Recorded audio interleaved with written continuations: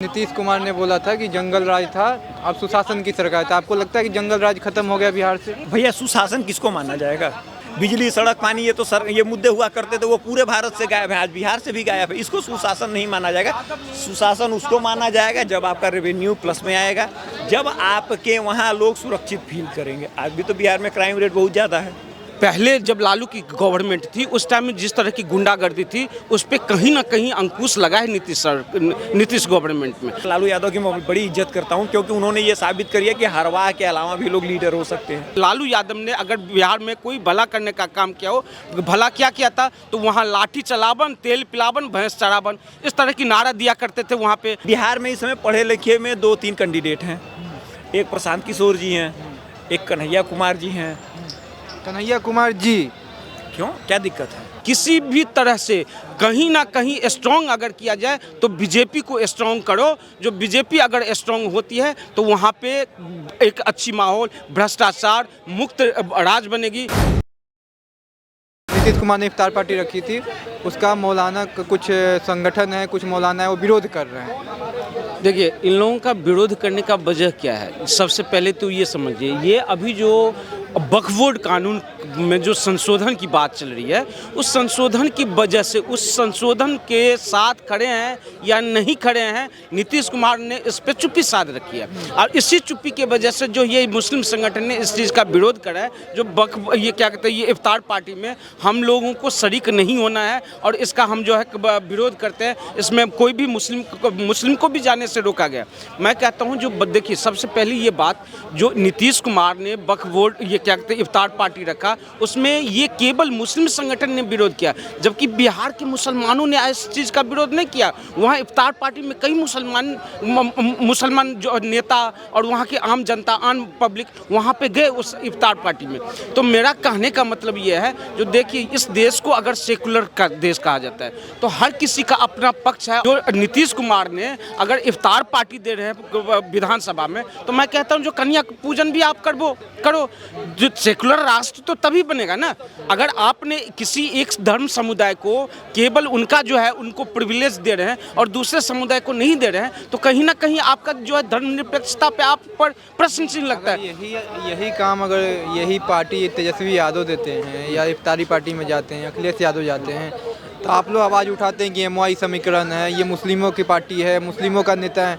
आज जब ये नीतीश कुमार देते हैं तो आप लोग इस पे फिर बोलते क्यों नहीं है? इसमें एक चीज़ बताइए, ये इसलिए हम कहते हैं क्योंकि ये तेजस्वी यादव और ये लालू यादव बिहार में जिस तरह की राजनीति किया, लालू यादव ने इस बिहार को पूरे नष्ट करके बर्बाद करके छोड़ दिया था। हम लोग पटना में रहते थे जब लालू की सरकार थी, तो वहाँ पे शाम में 6 बजे के बाद हम लोगों को पटना की चौराहे पे निकलना दुभर हो जाता था, क्योंकि उस टाइम में इतनी क्राइम थी। मैं कहता हूँ इसके लालू यादव की जो पुत्री की शादी जब हुई थी, उस टाइम साधु यादव ने एक शोरूम से सोफा उठवा दिया था, गाड़ी उठवा दिया था शोरूम से। इस तरह की क्राइम था बढ़ा हुआ वहाँ पे बिहार में। बिहार की लोगों को बर्बाद करने के लिए पलायन करने का जो वजह हुआ है, वो केवल लालू यादव की वजह से, उसी की सरकार में वहाँ के लोगों ने पलायन किया। इसलिए मैं कहता हूँ जो आरजेडी को जो नौमी फैलाए, वो क्या देश की और क्या।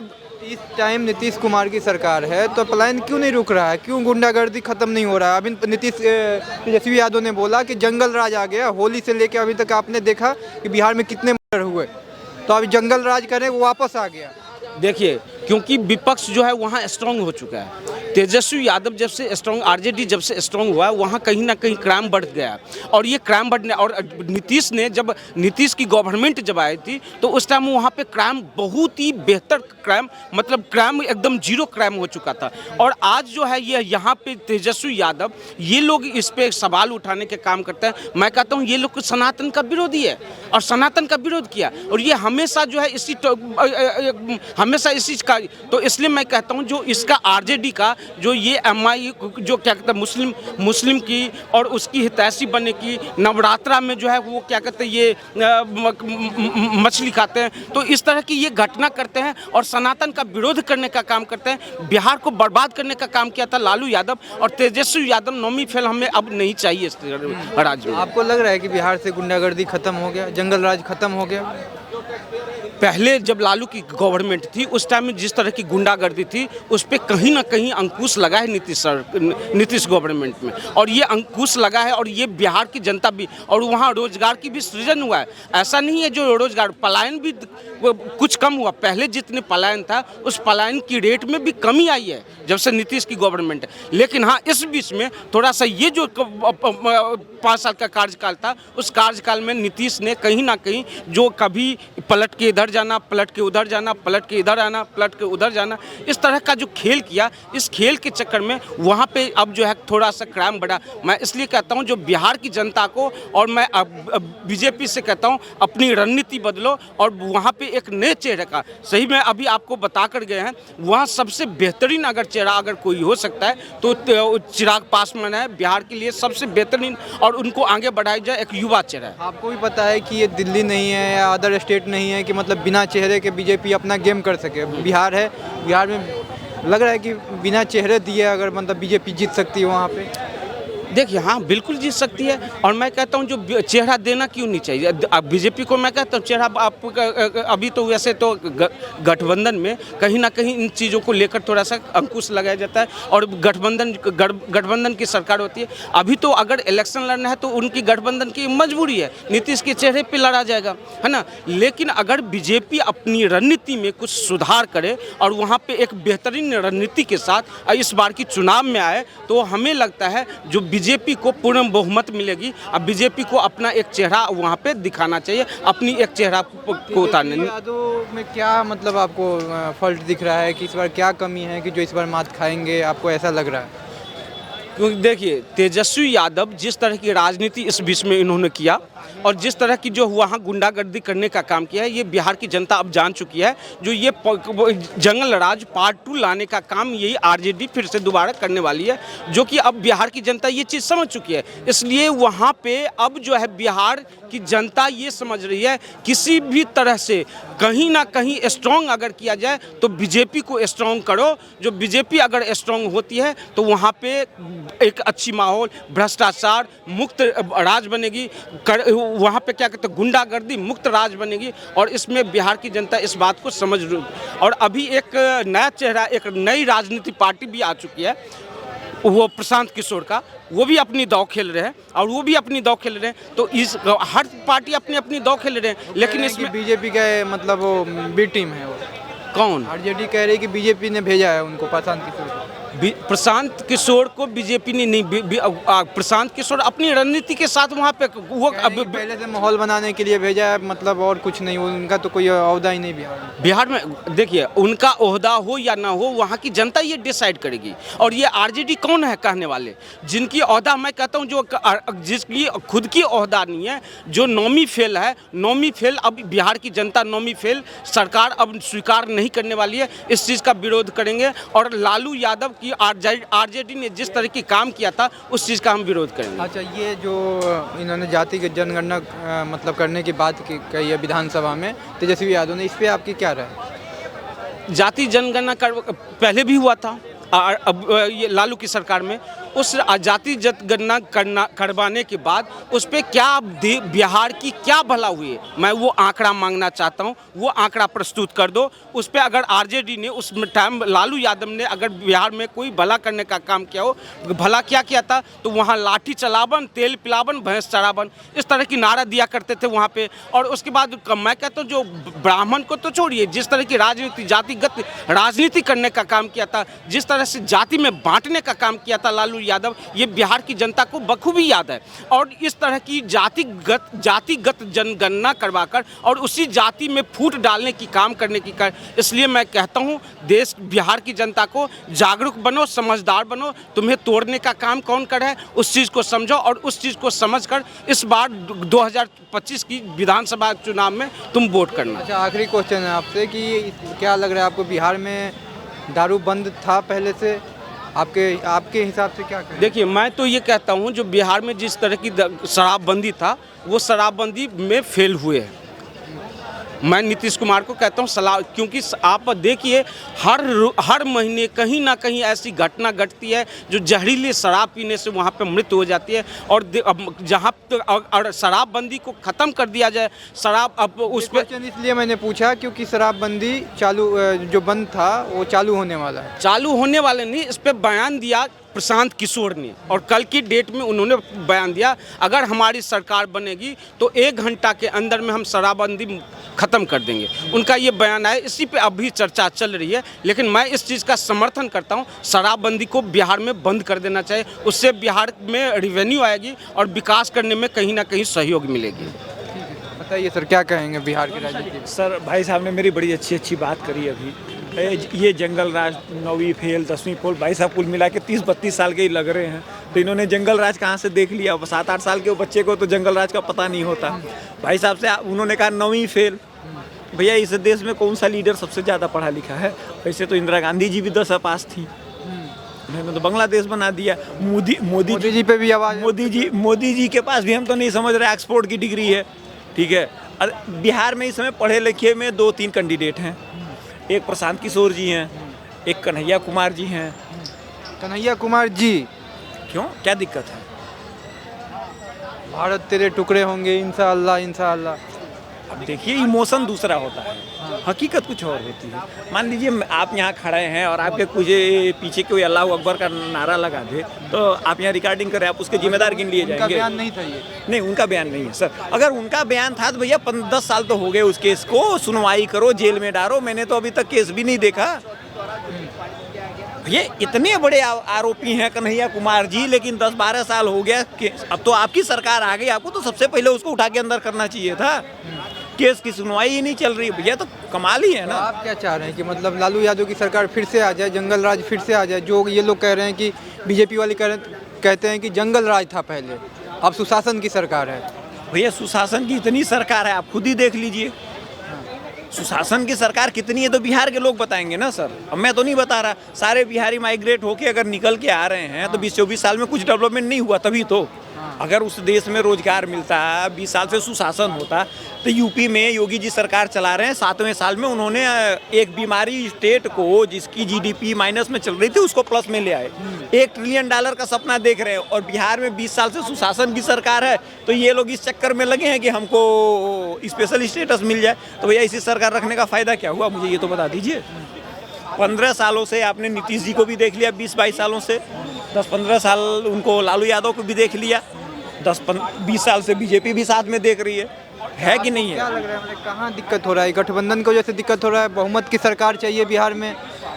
बिहार की दिक्कत है लीडर नहीं होना।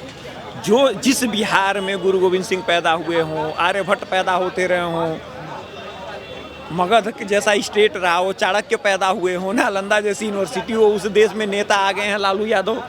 खैर लालू यादव की मैं बड़ी इज्जत करता हूं, क्योंकि उन्होंने ये साबित करी है कि हरवाह के अलावा भी लोग लीडर हो सकते हैं, इसलिए मैं बहुत रिस्पेक्ट करता हूं। बट ये नीतीश कुमार, लालू यादव, इनसे बाहर तो निकलिए। बिहार वो भूमि है जहां से इस देश में पहली बार जो बात करी थी, जॉर्ज फर्नांडिस जी चुनाव जीते हैं, जो बिहारी नहीं थे। आपको लालू और नीतीश एरा से बाहर निकलना पड़ेगा, आपको अदर ऑप्शन देखने पड़ेंगे, और आपके पास 3 ऑप्शन हैं। एक जने का नाम मैंने गिना दिया, प्रशांत किशोर हैं, दूसरे नंबर पे पढ़ाई के मामले में कन्हैया कुमार हैं, और तीसरे नंबर पे चिराग पासवान हैं। अब देखिए लोगों को बुरा लगेगा कि बिहार में चिराग पासवान का क्या काम सर, बिहारी तो हैं नहीं, हमारे समाज में इज्जत भी नहीं की जाती। आप भी जानते हैं मैं क्यों बोल रहा हूँ, आपकी ऑडियंस भी समझ जाएगी। बिहारी नहीं है ना, तो इस भ्रम से दूर रहिए कि कौन क्या करेगा। आपको एक चीज़ ध्यान देना होगा कि बिहार का भला तभी होगा जब कोई बिहार का लीडर सत्ता में आएगा।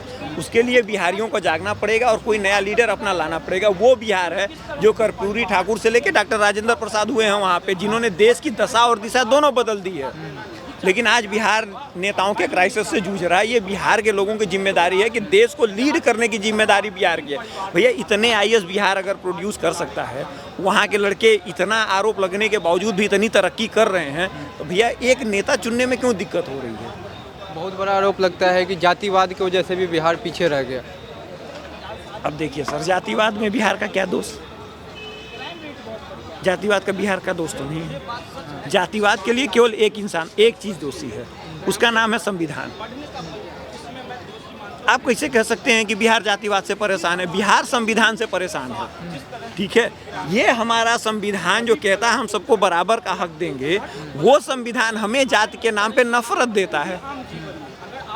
मैं जनरल कास्ट से आता हूं तो आपके 70% से मुझे आपत्ति है। वो एससी बिरादरी से आते हैं तो उनके 35% से आपत्ति। हम 3 लोग यहाँ खड़े हैं, तीनों हिंदू हैं, तीनों राम की पूजा करते हैं और तीनों लोग एक दूसरे से जल रहे हैं। तो ये संविधान ने दिया है ना आपको, तो इसके लिए आप बिहार को जाति का कैसे दोषी कर सकते हैं?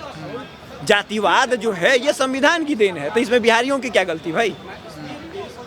आप उस पर बात करिए ना। जो जातिवाद का कॉन्सेप्ट है उसको आप संविधान वो प्रदत्त करता है कि भैया आपके पास ये सरनेम है तो आप ओबीसी में रहेंगे, ये सरनेम है तो आप एससी में जाएंगे, ये सरनेम है तो आप उसमें जाएंगे। अब तीनों हम आपस में लड़ रहे हैं।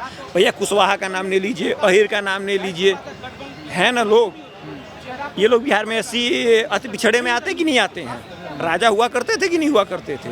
तो भैया जो राजा थे उनको तो आपने पिछड़ों में डाल रखा है और दोष दे रहे हैं कि बिहार जातिवाद में पीछे है।